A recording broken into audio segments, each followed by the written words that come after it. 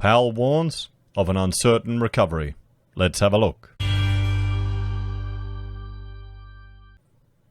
Hello everyone, Florian Heise here, and welcome to another episode of Heise Says US.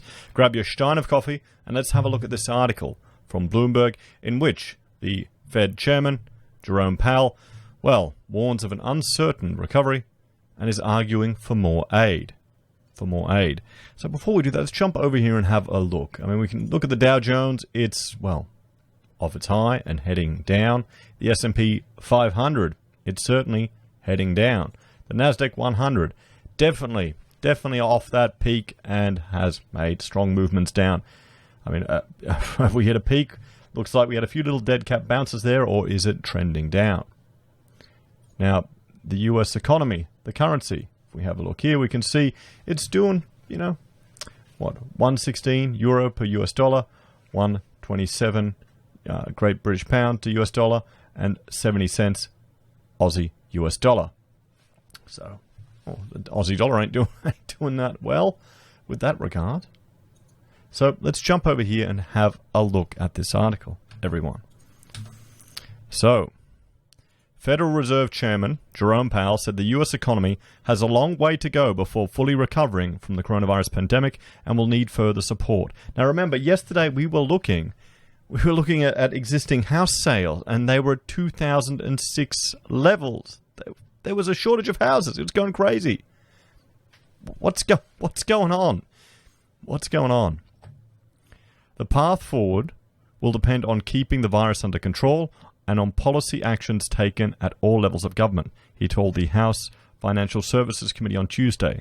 While a recovery is underway, both employment and overall economic activity, however, remain well below their pre-pandemic levels, and the path ahead continues to be highly uncertain.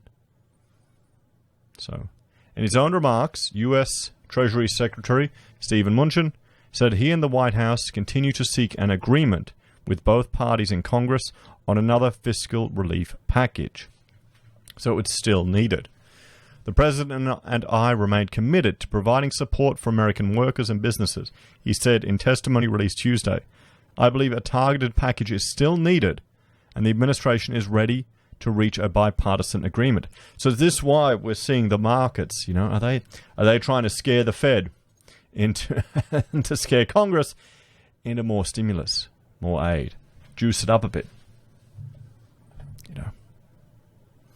Powell and Mnuchin's appearance is a quarterly exercise mandated by the CARES Act passed by Congress in March, which appropriated about $2 trillion to help speed the U.S. recovery.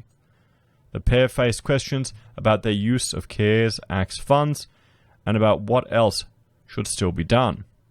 Prospects for another round of fiscal support have further dimmed amid spiraling partisan tension over the battle to replace Supreme Court Justice Ruth Bader Ginsburg, with just 42 days remaining before the U.S. election.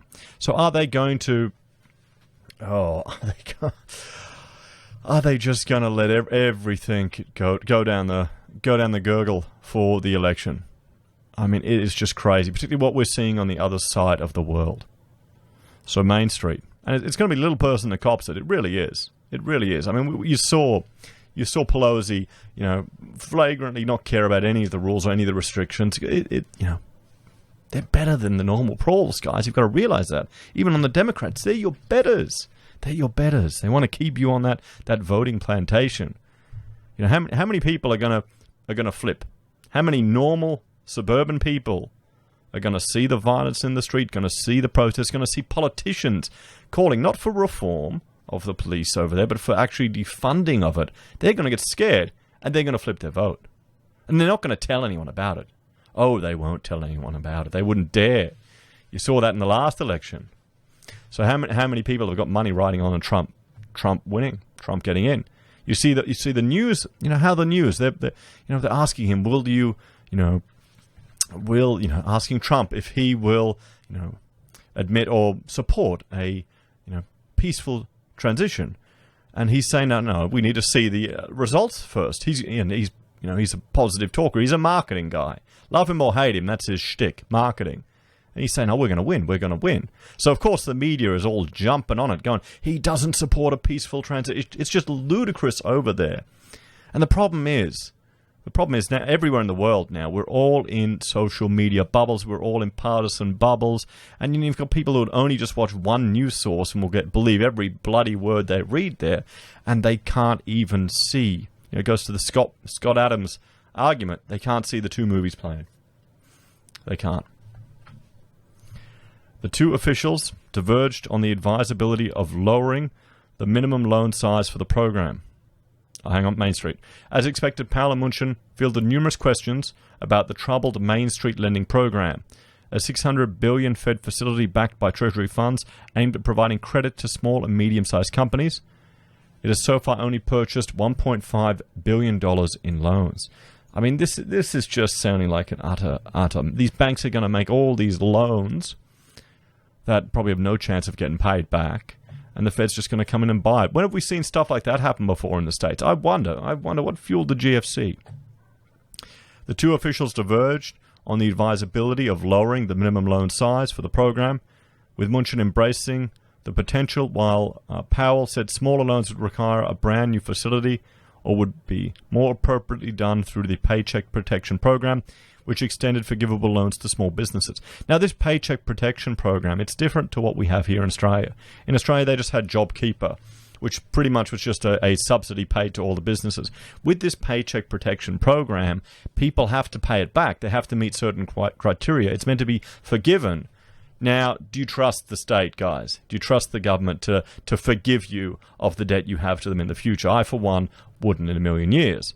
And then there's stories about people, business owners, going out and getting these loans to employ their workers, and the workers saying, no, I get more on welfare. No, call me in 10 weeks. Call me when my welfare runs out. How would that make you feel, though, as a business owner? I remember reading about a woman who had a massage business. Just shows you, doesn't it? Shows you how much appreciation there is. On the question of whether the Main Street program was taking enough risk, the Treasury chief said he expected the Main Street backstop would take some losses. He didn't speak to reports that the Treasury had advised banks to target zero losses on the loans. Mnuchin also made clear he's eager to reallocate funds initially approved under the CARES Act to act as a loss buffer for Main Street and other emergency lending programs that may no longer be needed. He would like to spend the money on other areas of the economy that could be better served, Mnuchin said. Unfortunately, we do need congressional authority to use it in other areas. So it sounds like, well, the election and all the bipartisanship, you really don't seem to have, there's not a move towards consensus in the Senate in the States. Really, there isn't. And I'm seeing that more and more. Perhaps I'd argue it's to do with social media and just the political and ideological bubbles that people are. They're forever blue or forever red. They only vote for their team. They can't even take, the idea of reaching a consensus has been thrown out the window. And we're seeing it here with Ruth Bader Ginsburg, where the rules were changed in the past, but Democrats changed them. It's funny that they changed them so they only needed a majority in the Senate. And now, well, they're reaping what they sow.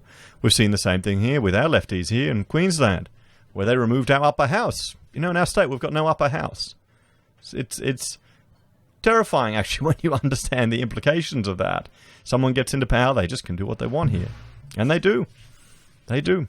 We've had all these issues with an election coming up and, well, let's just say funding issues and the ability of people to participate financially in the political system. Well, they're now actively discriminating against you if you do business in property. Fantastic, huh? Sounds real fair. So, it's interesting to see, guys. So, an uncertain recovery. And, of course, that's going to have implications for frankly, the entire world. It's going to have implications for the entire world. US is one of the biggest economy in the world, and they, have a big impact. Let's jump over here. Let's jump over here to one of my favorite websites that I go to, the Observatory of Economic Complexity. And normally I always go to Australia, so that's why it comes up. So let's have a look. Okay, Venezuela. Okay, I didn't type that in, but their economic complexity is 93rd in the world, much worse than Australia, we'll go to USA. United States, and we'll load it up. So, their economic complexity is 9th in the world over there. You're at 1.57, so you have a complex economy. Australia here, we don't have a very complex economy, guys. Everything's imported. So 3rd in the world for exports. So exports per capita are 141.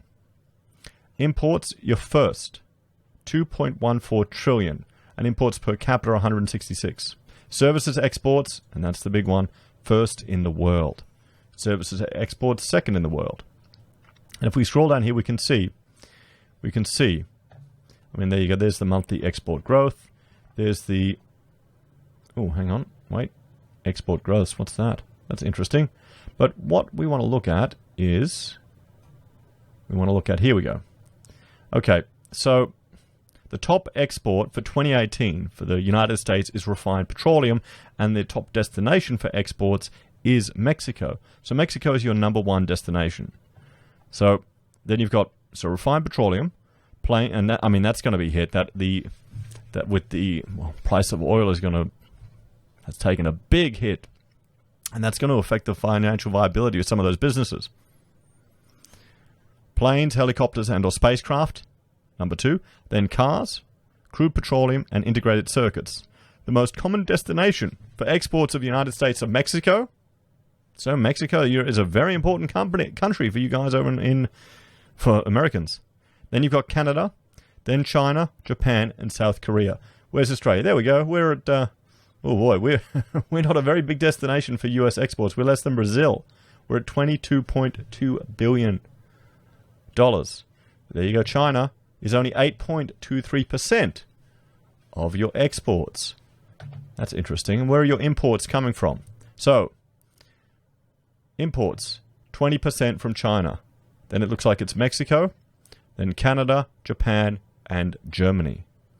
Well, see, notice the difference. For the Australians watching, we have about 35% or 30% of our imports and exports going to China. This is why our currency is often seen as a proxy for their economy, and why a decline in your economy, which is drawing a big chunk of exports from China, and what we'll do is we'll have a look at China, because that's going to have a flow-on effect, guys. You're a big importer from China, so they need you. And we'll scroll down here, and we'll see how many of their export destinations. We'll load it up. She'll get there.